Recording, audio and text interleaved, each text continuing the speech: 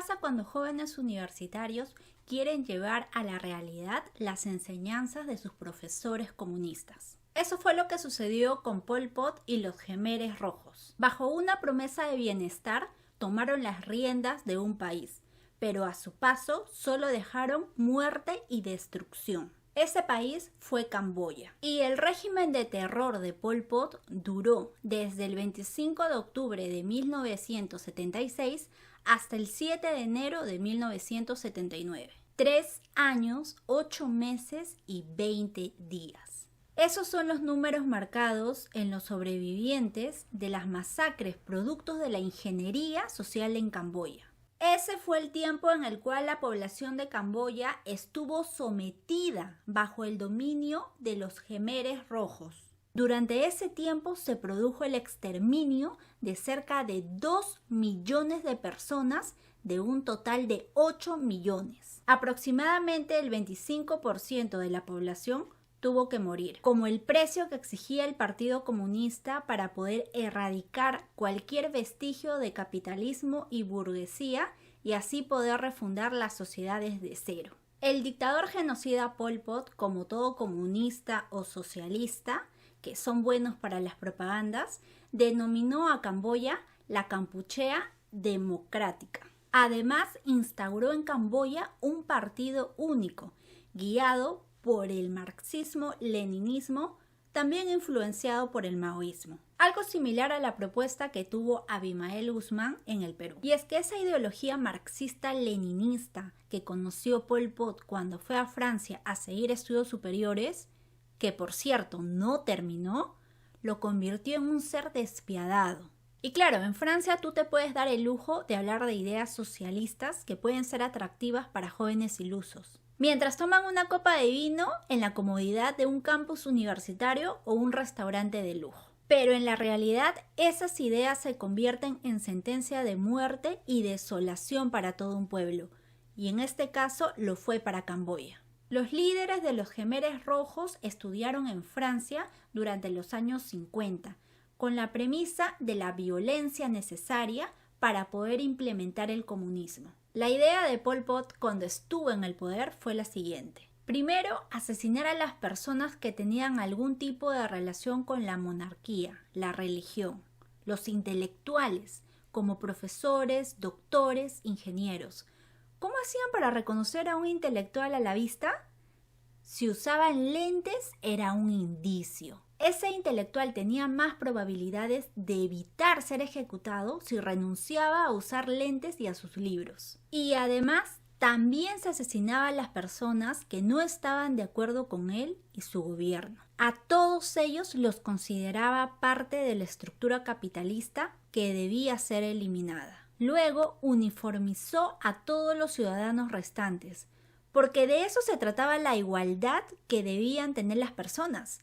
No del bienestar y la libertad de estas personas, sino de la igualdad en la vestimenta y de la sumisión y pobreza, porque para ellos el igualitarismo era la base para una sociedad comunista. Y finalmente colectivizó a todo el pueblo y eliminó todo lo relacionado al capitalismo: vestimenta, el dinero, los lujos, entre otras cosas. Todo con el propósito de convertir a Camboya en un estado comunista campesino. Controló a la ciudad a tal punto que durante las 3 primeras semanas en el poder, la ciudad más importante de Camboya, Phnom Penh, quedó completamente vacía. Mandó a todos los ciudadanos a los campos de cultivo para que puedan comer, ya que señalaba que si querían comer, tenían que ir al campo a cultivar su comida. Trató a las personas de la manera más cruel, a tal punto que gran parte de la población murió de hambre. De esta manera obligó a todos los camboyanos a trabajar en las granjas comunales.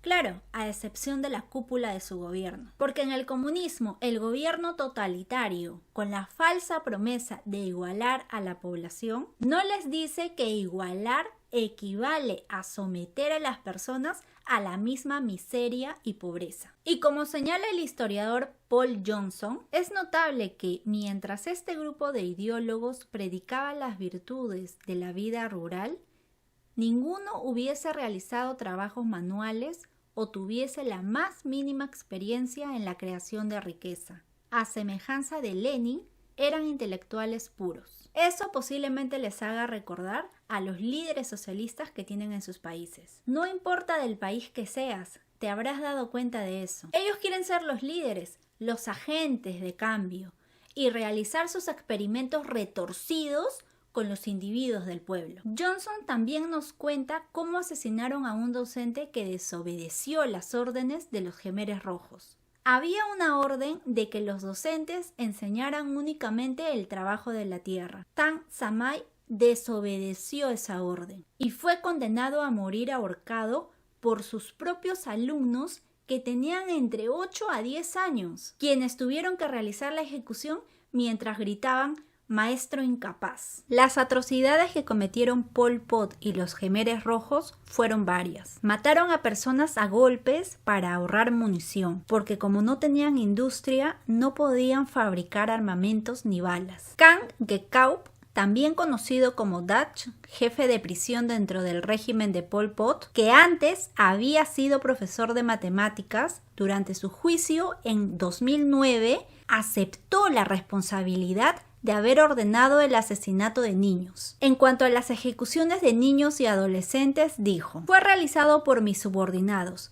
No los culpo porque fue bajo mi responsabilidad». La justificación que le dieron los líderes del partido era que no se ganaba nada manteniendo con vida a los hijos de los opositores al régimen que habían sido ejecutados, porque estos podrían buscar venganza cuando crezcan. Aceptó que sus camaradas, con la intención de ahorrar balas, ejecutaron a niños golpeándolos contra los árboles. Los agarraban de las piernas o los pies y los sacudían golpeando sus cabezas contra los árboles hasta reventarles el cráneo. Otra de las acusaciones del fiscal en el juicio oral fue una modalidad de ejecución de niños donde se decía que los soltaban desde las ventanas de un tercer piso para romperles el cuello. Dach negó haber usado este método y ofreció una razón. Dijo que eso hubiera hecho entrar en pánico a los otros prisioneros. Se suponía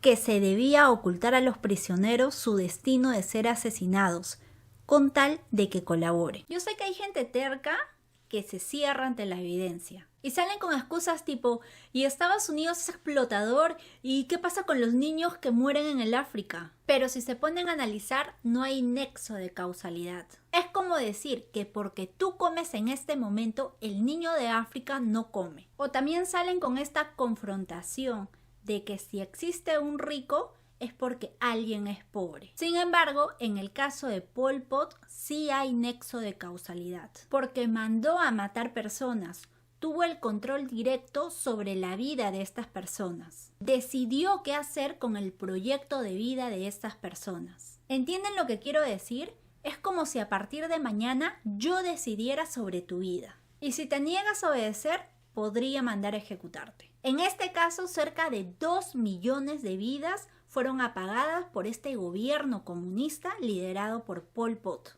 como otros tantos socialistas que llevaron estas ideas socialistas al poder. Podemos hablar de Lenin, de Stalin, de Mao, o contemporáneos como Fidel en Cuba o Chávez y Maduro en Venezuela. El socialista niega la realidad, por lo cual el principal enemigo de un socialista es la realidad. La historia de Pol Pot en el poder se puede resumir en lo siguiente. Aplicó las ideas comunistas para convertirse en el supuesto salvador de su pueblo. Sin embargo, lo único que logró fue exterminar cerca de 2 millones de camboyanos, además de dejar en la más profunda miseria a un país. Cuando uno escucha hablar a un socialista, incluyendo a las buenas personas que pueden ser en ese momento, sus fines siempre se basan en que todos los ciudadanos de una población van a vivir bien. No les va a faltar nada y se ganan la confianza del pueblo al pedir la lucha contra su pobreza. Señalando a un enemigo, el empresario, el negociante, el burgués, el que tiene la plata, el capital.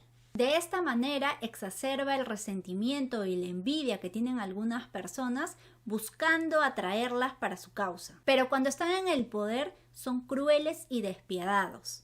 y el bienestar prometido nunca se cumple. Si no, miren en pleno siglo XXI a los países más cercanos, como Venezuela y Cuba. ¿Tú te das cuenta que un país no está bien?